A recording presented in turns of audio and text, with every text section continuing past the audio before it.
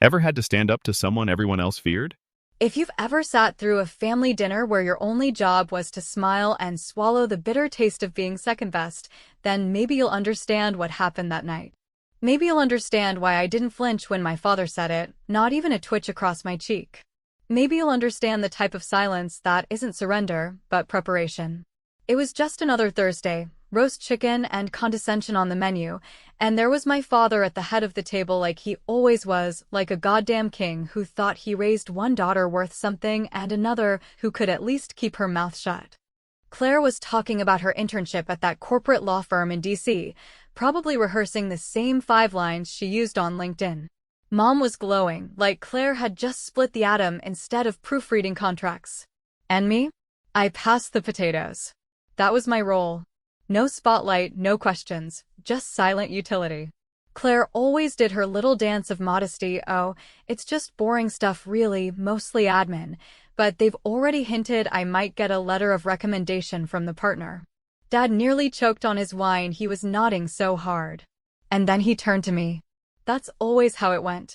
Praise her, dismiss me. So, he said, setting his glass down and fixing that tired, thin-lipped smirk on me. What's the plan, Lena? Still figuring things out during this cute little gap year. He didn't wait for an answer. He never did. You're lucky Claire makes this family look good. There it was. The line. He said it like he was doing me a favor. Like he'd given me a compliment by proxy. And the worst part? Everyone just kept eating. No gasp, no shocked silence. Just forks clicking and Claire biting her lip like maybe, just maybe, even she was embarrassed this time. My mother didn't even look up. Now, here's the thing. I didn't cry. I didn't yell. I didn't say a damn word. I just smiled. Not politely, not genuinely, it was something else. A stillness behind my eyes that must have looked like obedience, but wasn't. Because something in me snapped, not loudly like a branch but quietly, like a rope slipping loose from a dock. Something let go, and I realized I was done waiting for these people to see me. Done explaining myself to a man who still thought GPAs were gendered and hard work had a favorite child. I finished dinner, rinsed my plate, said goodnight, and went in my room like always. But when I closed the door, I sat on the edge of the bed and stared at my laptop. Not my phone. Not a book. Just the laptop, that glowing, humming window into a world none of them knew I was part of. You see, what they didn't know, what they never cared to ask, was that I hadn't just been figuring things out. While Claire was playing dress-up in corporate offices and Dad was making speeches about legacy and grit, I had been quietly building a resume no one had bothered to read. I'd been writing code, entering competitions, taking courses under an alias, publishing under a pen name, collecting mentors who didn't care about my last name or my sister's reputation. And when the time came, I applied to one school. Just one. Because I didn't need options. I needed a choice they'd never expect. 2 days later, I got the email. It didn't come with a fanfare or balloons. Just a subject line, "Welcome to Harvard." I stared at it for almost 5 full minutes before opening it. I didn't scream. I didn't jump. I read every word like I was memorizing it, like the letters were proof that I wasn't crazy, that I was more than what my family decided I was. And I didn't tell a soul. Because something in me knew, the moment they found out, it would stop being mine. It would become theirs. They'd twist it, repurpose it, polish it up and claim they saw it coming all along. My dad would tell neighbors he'd pushed me hard for a reason. My mom would cry about how proud she was, about all the sacrifices she made. Claire would smile too wide and say she always knew I was smart. And I'd be standing there like a prop in my own story, dressed in a script someone else wrote. So I didn't say anything. Not even to my best friend. Not even to the mirror. But news travels in strange ways, and pride, real pride, has a way of leaking out through the cracks. Someone must have caught wind. Maybe a recommendation letter got circulated. Maybe an alumni sponsor dropped my name at the wrong dinner party. Because on the 4th day, my phone rang. It was my Aunt Marla, the only one in the family who ever treated me like I had a full personality. Her voice was sharp, confused, like she'd already had the argument before she called me. "Lena," she said, skipping past greetings, "your parents are in shock." I mean it. Shock. Did you really say no to Harvard? I paused. Not for effect, not to be dramatic. I paused because hearing it out loud made it real in a way I hadn't prepared for. I pressed the phone closer to my ear and looked out the window, where the world was still spinning just fine without their approval. I haven't said anything, I replied. Not yet. And she went quiet. For once, someone was finally at a loss for words. That was the moment I realized something else. This wasn't just about Harvard. This was about reclaiming the pen to write my own damn story. I wasn't going to be the backup character anymore, the cautionary tale, the she never quite figured it out niece or daughter or sister. No, I was going to do this on my terms, even if no one understood. Especially if no one understood. Because maybe the real revenge isn't saying yes to what they value. Maybe it's building a life so solid, so intentional, so quietly unstoppable, that by the time they notice, they're not invited. And Harvard? Well, Harvard was just the opening scene. The curtain hadn't even lifted yet. There's a strange power in withholding information, not in a manipulative way, but in the quiet certainty that not every truth needs to be laid bare for the benefit of those who wouldn't value it anyway.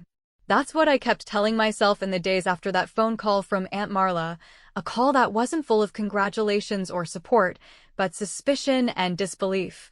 Like my acceptance was some sort of family property I had just committed treason against by not celebrating it with the appropriate ceremony. And so I sat there, phone in hand, listening to her exhale frustration on behalf of my parents, who had apparently gone into a state of near paralysis when they learned that their lesser daughter, the one who didn't follow the script, who didn't parade her milestones like trophies on a shelf, had not only been accepted to Harvard, but had already turned it down.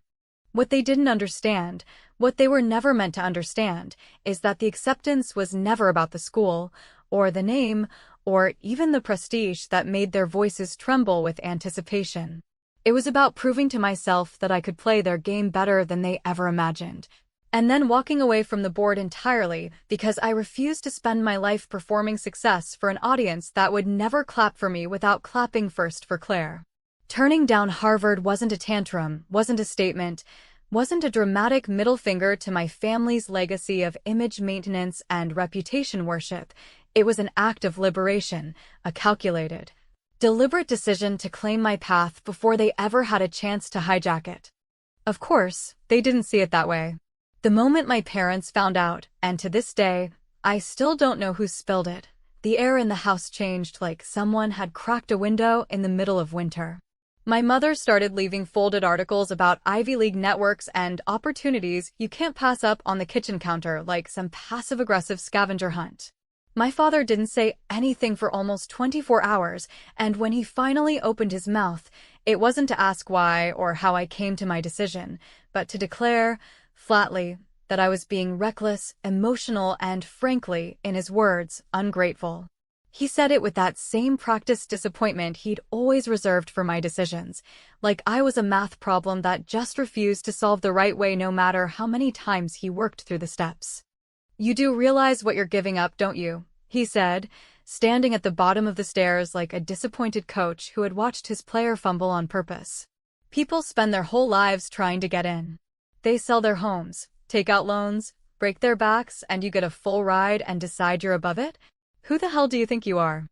And I wish I could say I snapped back, that I delivered some searing monologue that put him in his place, but the truth is, I just stood there on the landing, halfway between the rooms I'd always known and the future I hadn't fully figured out yet.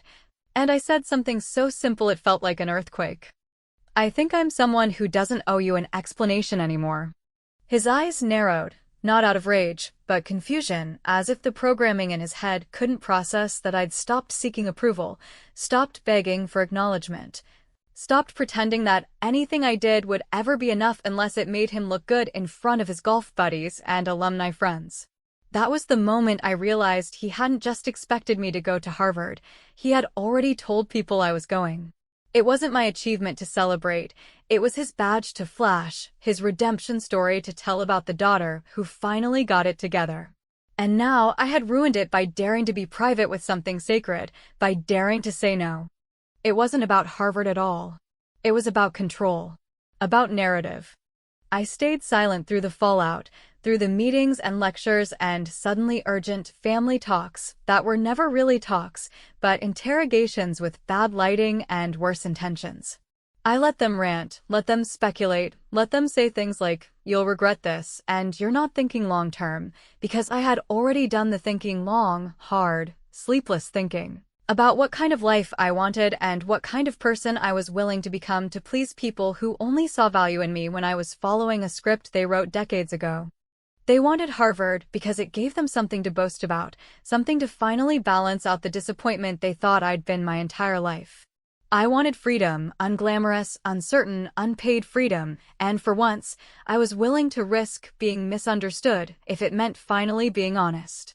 They thought I was throwing away a dream, but what they never understood was that Harvard wasn't my dream. It was a tool I had picked up, sharpened, and then set down when I realized I didn't need it to build what I was building. In the quiet that followed those confrontations, I turned inward, not to sulk, but to strategize. I started mapping out the next phase, the real plan, the one I hadn't told anyone about because it was too precious to share. You see, long before Harvard came calling, I had applied to a highly selective startup accelerator based out of the West Coast, one that didn't care about legacies or GPAs or last names, one that funded under-the-radar talent and unconventional thinkers. It was a long shot, a ridiculous dream some nights, but 2 weeks after I turned down Harvard, I got the acceptance.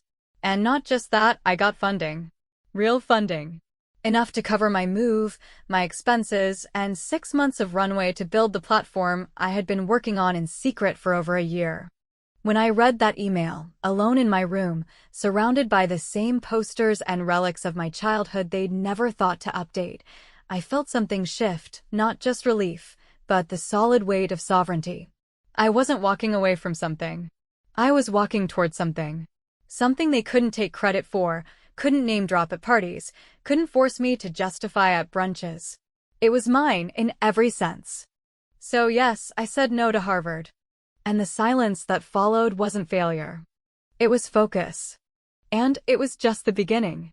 There's a specific tone parents use when they feel control slipping through their fingers, a mixture of condescension and desperation, like someone trying to sell you a house you've already moved out of.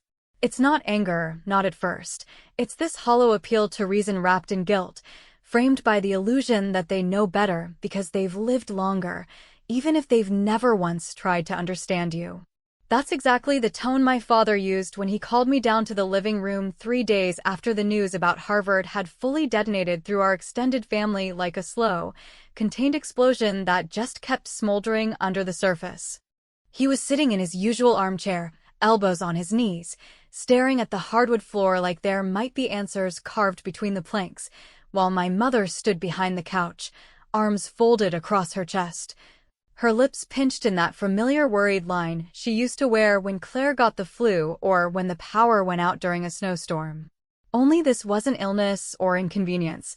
This was something far worse for them. This was unpredictability.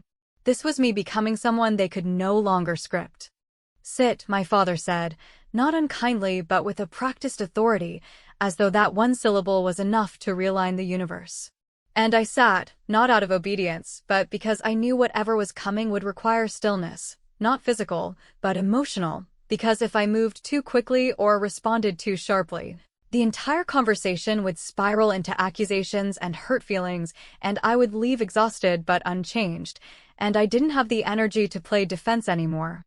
"We just wanted what's best for you," he began, and I almost laughed, not because it was funny, but because it was always the opening line in a monologue that wasn't about me at all, but about the version of me they had decided was safe, impressive, and manageable. He looked up, and his eyes were softer than I expected. "Lena, we're not angry. We're confused. We're concerned. Do you understand how this looks?" And there it was, the truth hidden in the phrasing. Not how this feels, not how this affects your future, but how this looks. How it reflects on them, how it undermines the narrative they've spun for years about having 2 daughters who both made it, who both became shining examples of effort and excellence.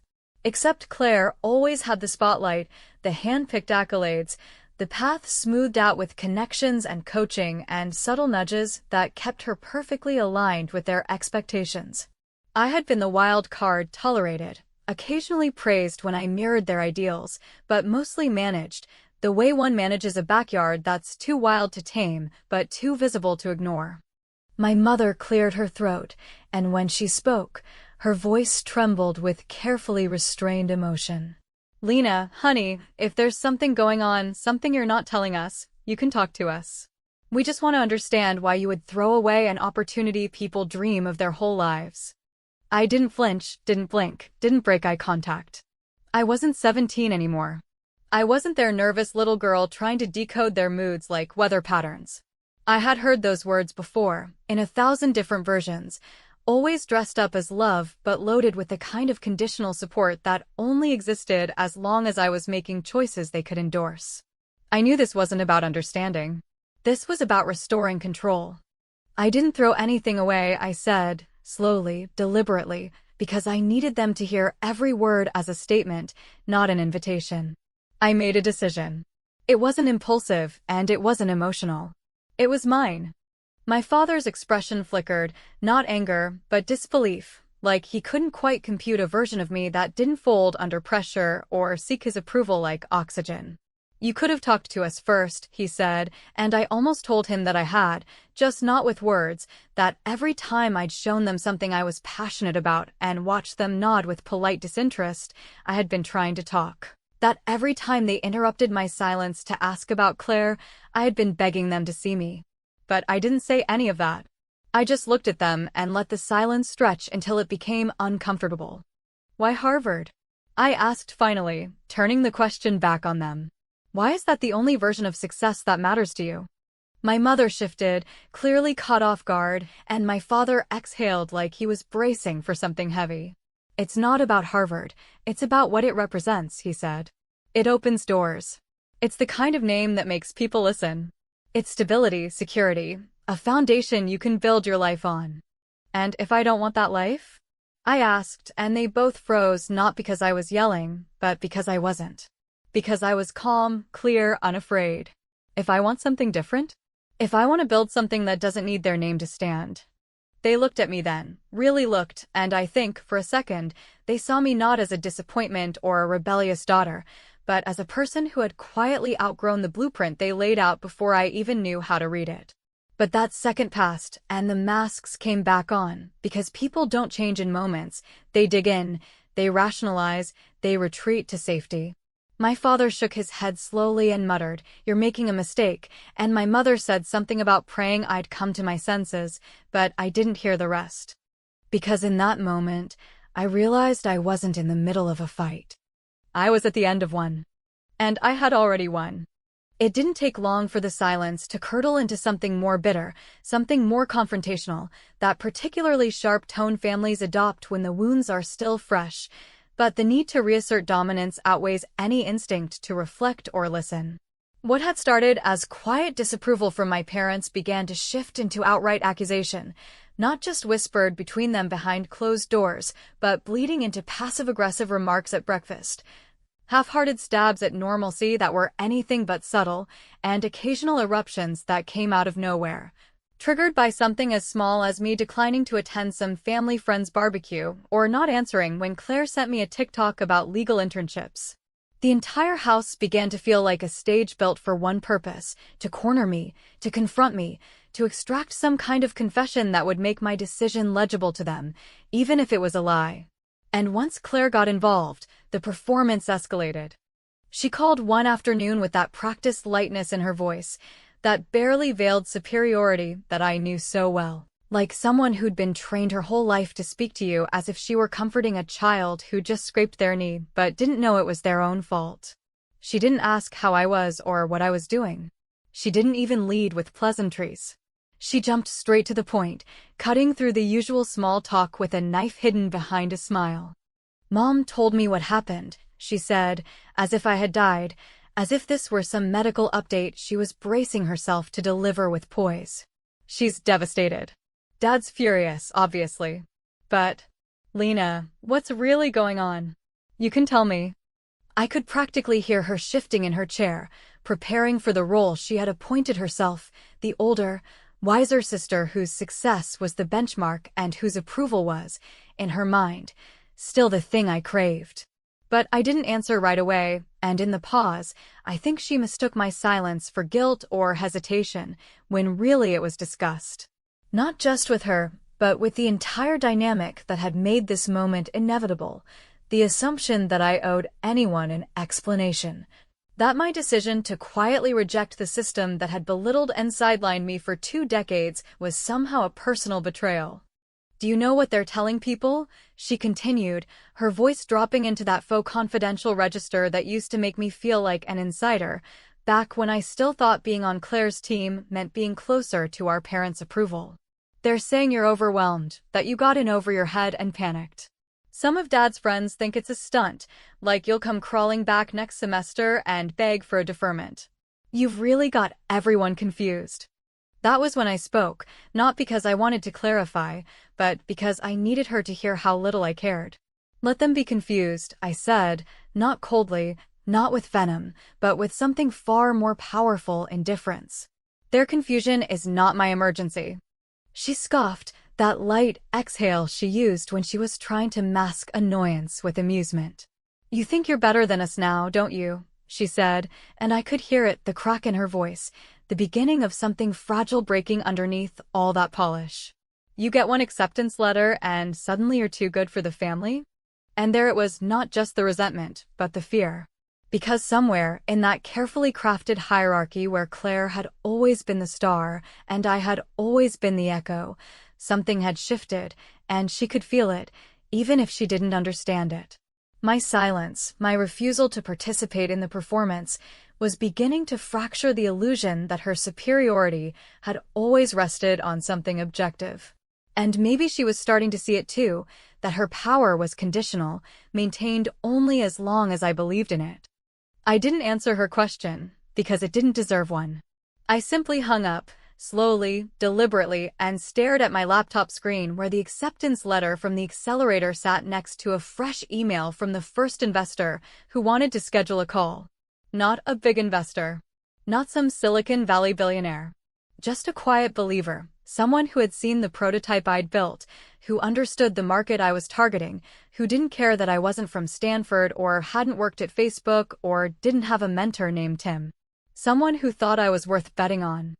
I started packing that night, not dramatically, not with tears or music swelling in the background, but with quiet resolve. Just a suitcase and a laptop, a few notebooks, some old photos I still cared about, and a journal I hadn't opened since high school, filled with sketches and ideas I had always told myself were maybe someday projects. I wasn't going to California to find myself. I wasn't escaping. I was executing. And in the days before I left, I said nothing. Not because I was hiding. Because they didn't deserve to know.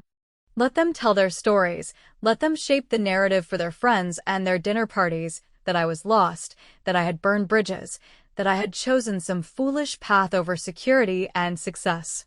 Because the truth wasn't a performance I was obligated to stage for them. It was a life I was already beginning to live, one email, one late-night call, one tiny leap at a time.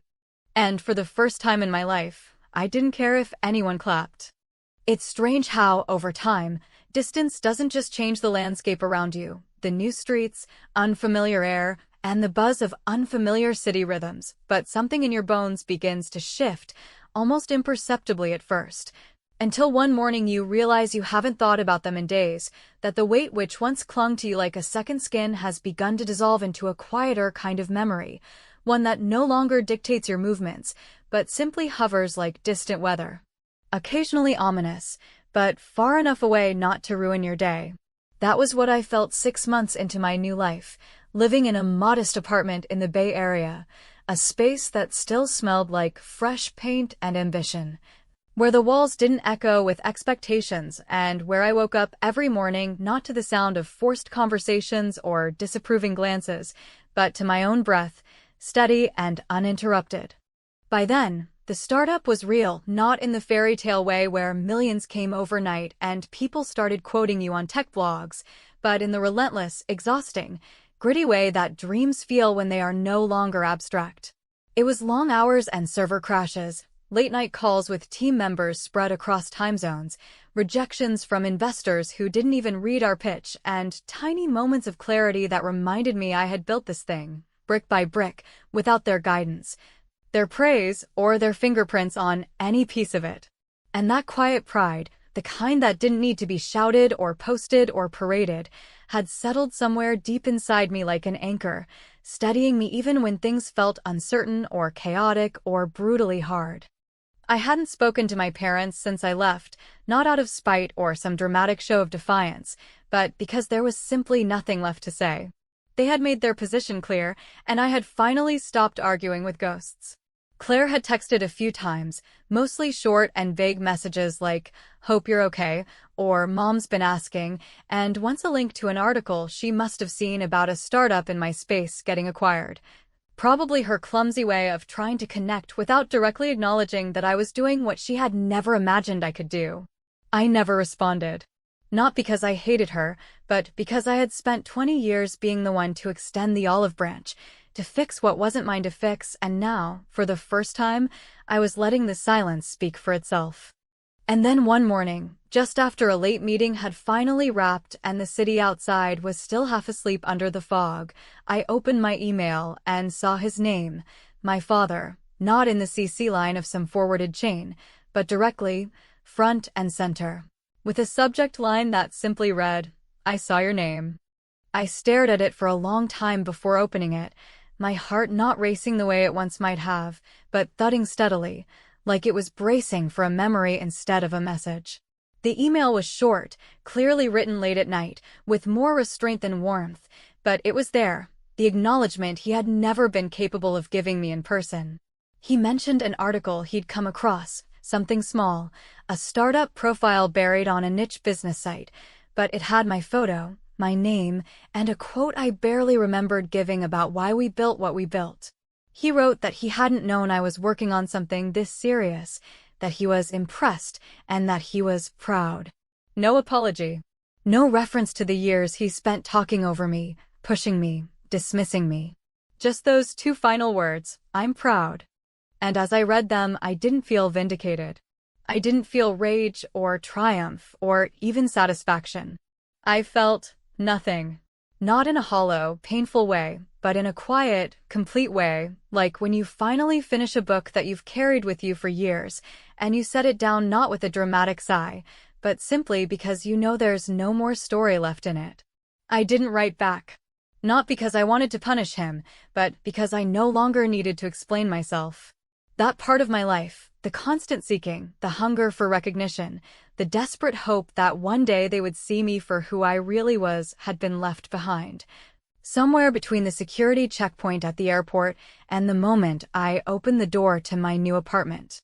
A few weeks later, a package arrived with no return address.